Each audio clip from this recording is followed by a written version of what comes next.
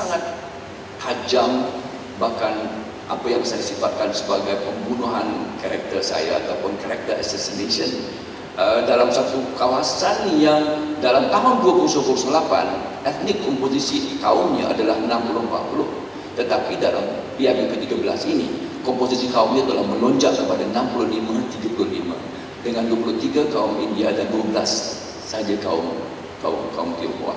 Saya berdepan dengan satu keadaan yang saya awal-awal sudah jangka agak sukar, dan saya tidak boleh berdepan dengan apa jua cabaran yang boleh mengganggu emosi kaum Melayu, khususnya di Dun Jeram yang merupakan enclavement Melayu yang bukan pinggir bandar, jauh lagi bandar.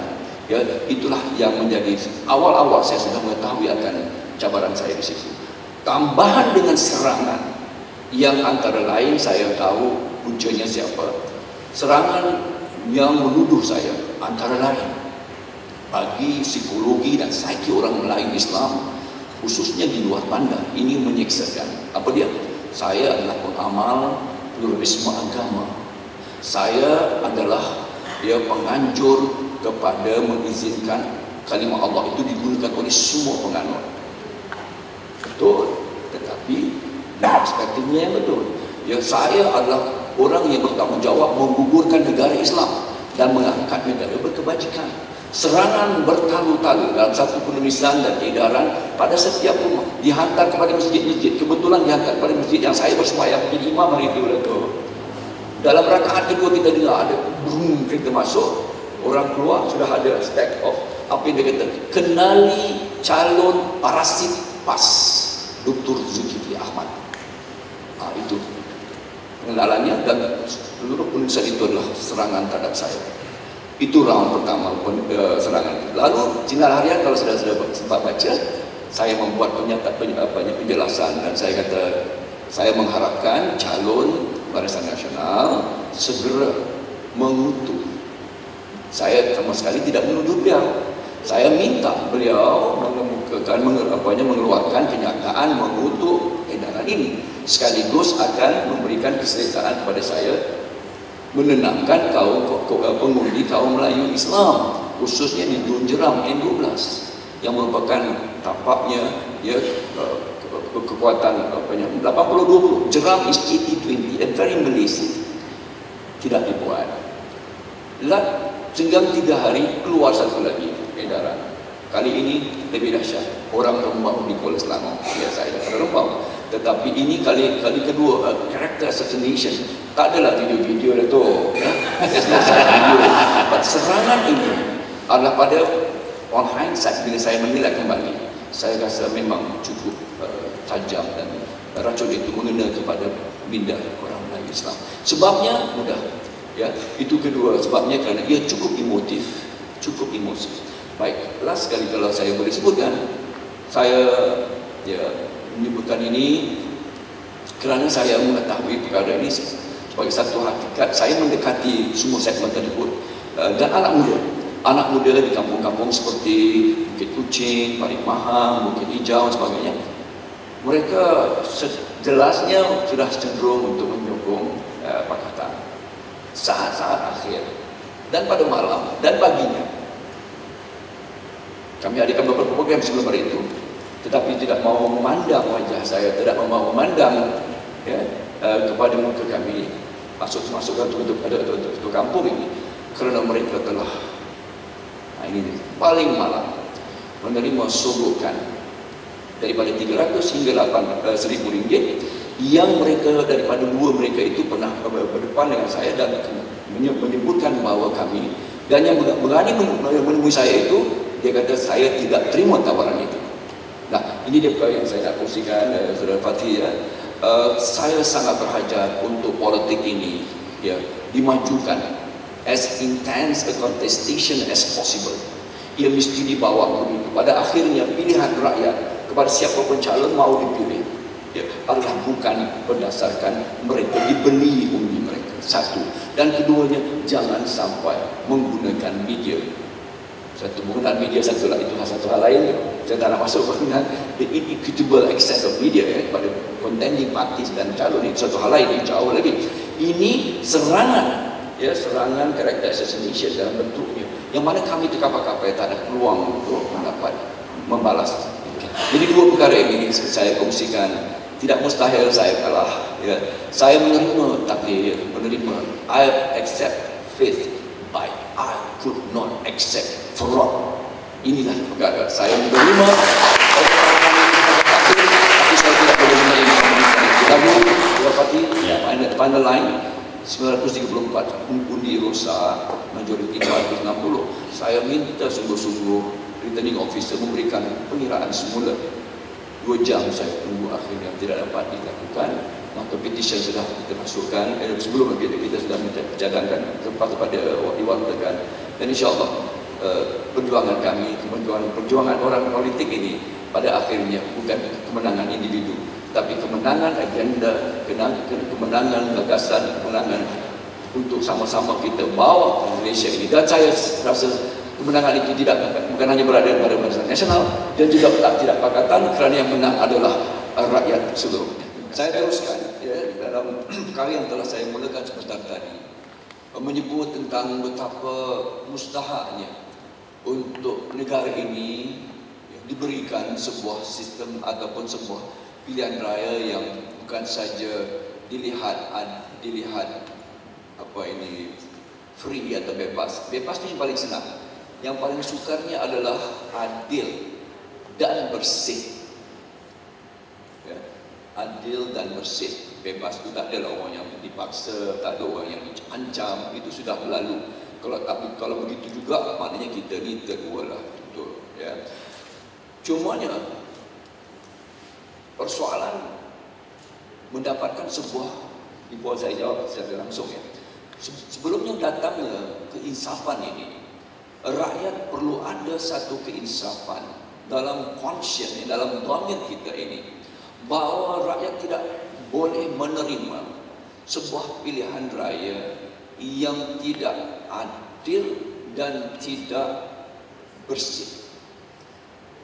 Semacam mana kalau seorang murid di dalam sebuah darjah ataupun sebuah sekolah diangkat menjadi murid pelajar cemerlang, sementara kawan-kawan dan rakan-rakannya tahu dia ketika menghadapi peperiksaan, menduduki peperiksaan tadi meniru.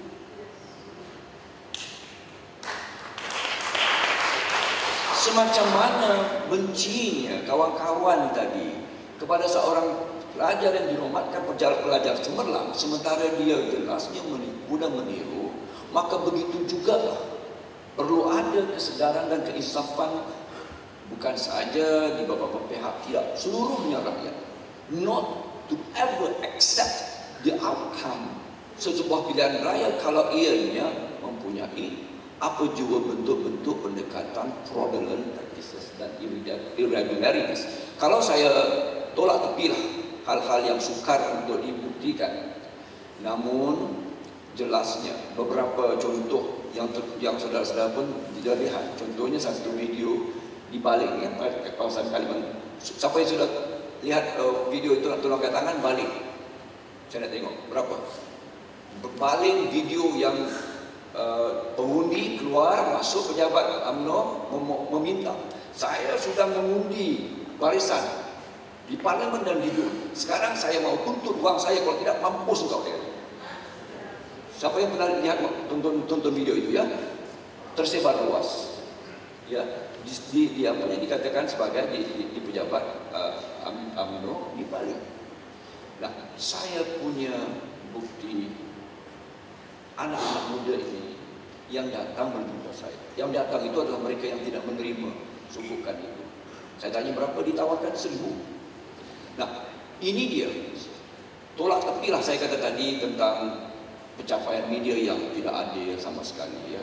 Mana sebuah negara, mana-mana pun badan antarabangsa yang datang memerhatikan pilihan raya di negara kita ini, melihat kepada bagaimana pembangkang dan calon-calon pembangkang ya, dan parti-parti pembangkang ya, treatment mereka dalam liputan media perdana, media yang dibayar oleh pembayar cukai, taxpayers money.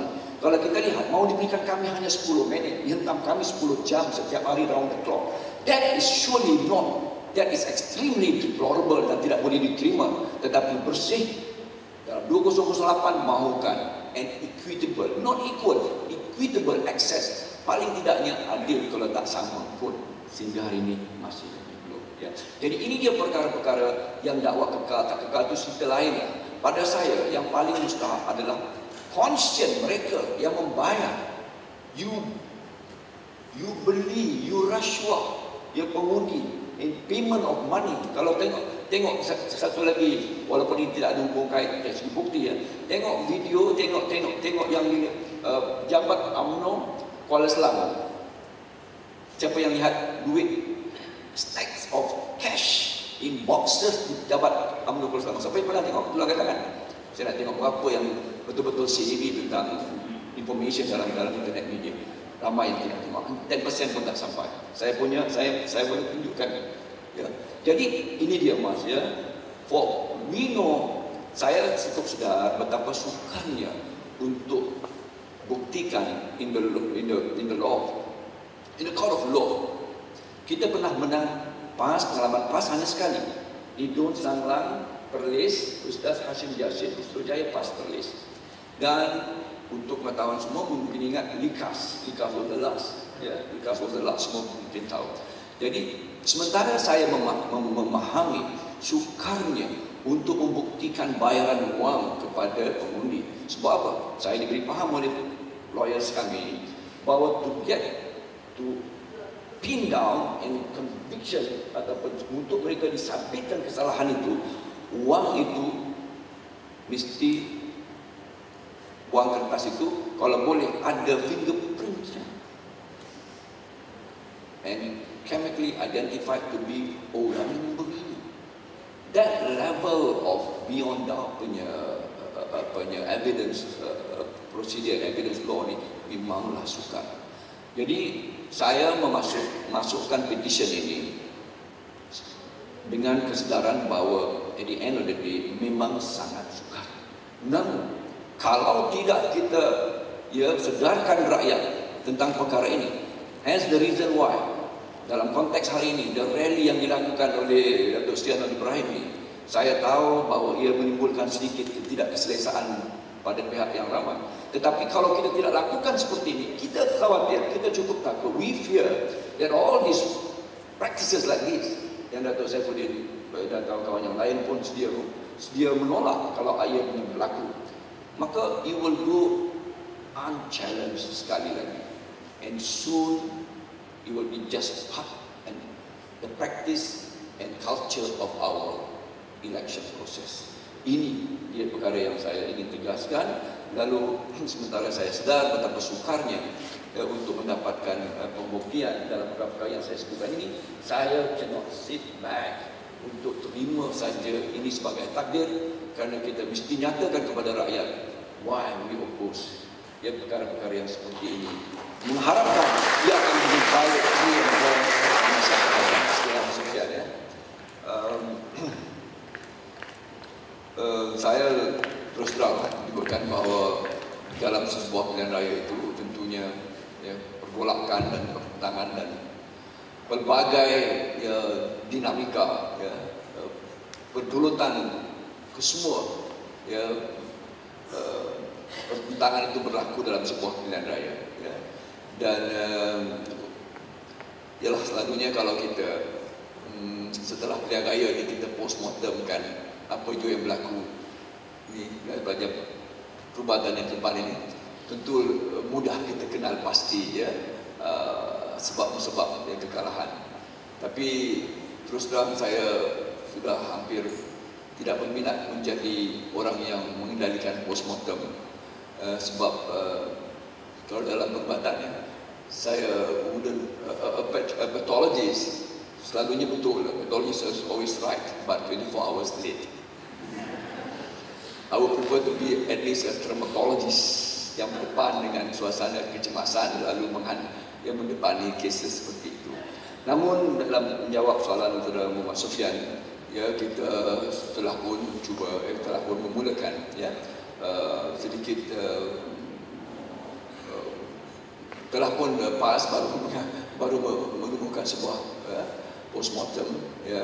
Kebetulan saudara-saudara Udin naik presiden dalam fungsi saya adalah timbalannya, dan saya memperhatikan beberapa perkara yang tentunya memerlukan kami sebagai yang akan membuat analisa itu bertanggung jawab, ya, untuk meneliti, ya, segala tindakan, kata-kata, ya, kesan dan impaknya secara positif dan juga secara negatifnya.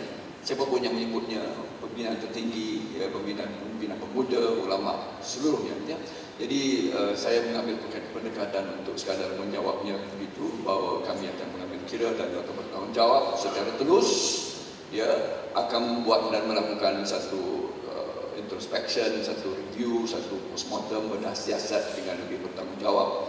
Dan dalam hal ini yakinlah tidak sesiapa pun, ya, dalam terlibat pada pimpinan peringkat apapun, kalau silap kami akan kata silap. I for one, ya, tidak akan berkompromi dalam perkara ini, dan inilah dia pertanggungjawaban yang perlu ada dalam politik baru. Dan politik baru sangat memerlukan kepimpinan bertanggung jawab langsung kepada rakyat, bukan saja kepada ahli-ahli parti dan organisasi. Ini dari kelebihan politik baru. Kesilapan kita itu tidak boleh kita lindungi atau tidak boleh kita sembunyikan, tidak boleh kita, ya, cover up. Sebab apa? Sebab rakyat pada akhirnya akan juga menilai. Jadi oleh kerana itu saya sangat menyanjungi soalan baik saudara untuk sesiapapun kenyataan-kenyataan mereka yang telah disebutkan, bahawa kami akan bertanggung jawab untuk memastikan, ya, di direct and indirect impact and the entire, ya, kesannya kepada proses tiada itu. Terima kasih, ya. Dan atas soalan kedua itu rasanya saudari Siti Aisyah lebih wajib menjawab untuk bahagian, ya, bagaimana tentang Datuk Seri Anwar yang diminta untuk berundur, ya. Kalau saya perlu tambah, nanti saya tambah.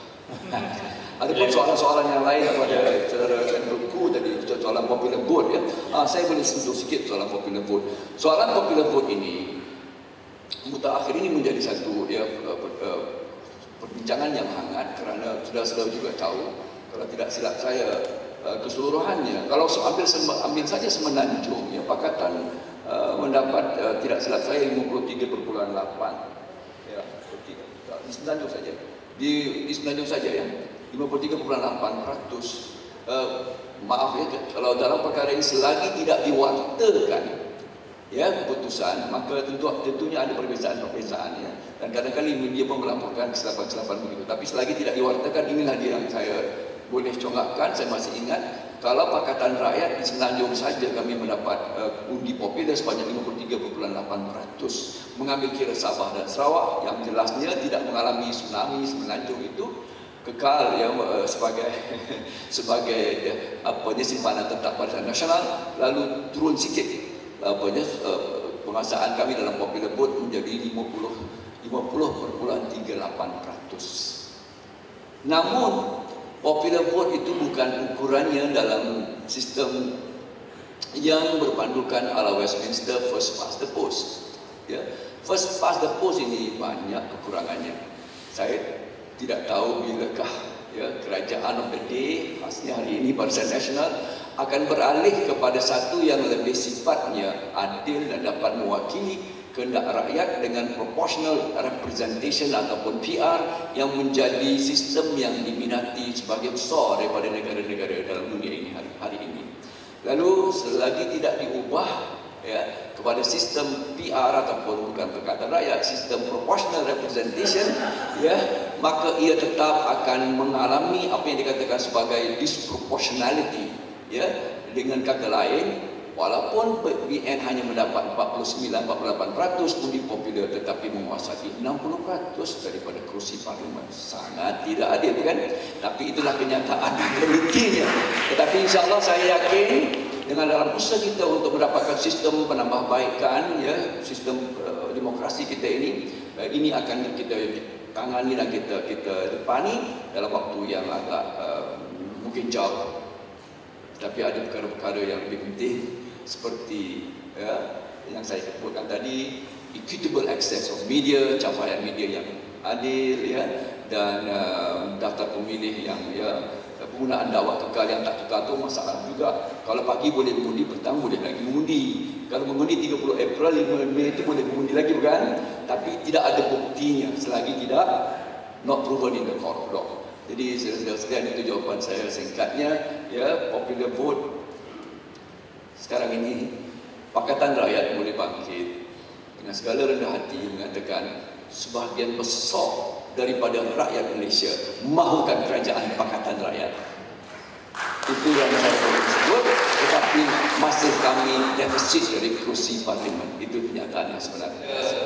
Berani menyebutkan bahawa tampak jelas Perdana Menteri Datuk Seri Najib Razak gagal dalam dua markah lulusnya.